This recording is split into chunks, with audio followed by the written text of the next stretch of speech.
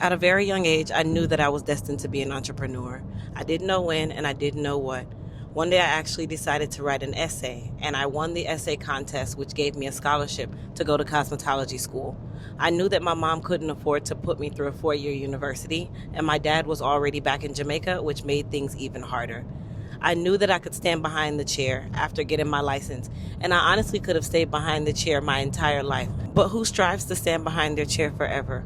Who strives to retire still standing on your feet 10, 12, 14 hours a day? I know that that wasn't my destiny, but I didn't know what my next move was. And one day I woke up and said, you know what? I want to create a product line. It took me actually closing a 6 chair salon, cold turkey, waiting and walking into a single chair salon all by myself to one day open my eyes and say I could really do this. I started with my first product, which is our Goddess Hair Repair Serum. And from that moment, I knew that I was destined to be in the field of manufacturing. I knew that I was the one that needed to be the generational curse breaker. I knew that I was the one that needed to be the person who would teach other people how to launch their own brands and business. And that is how Elite Hair Care became an actual brand today.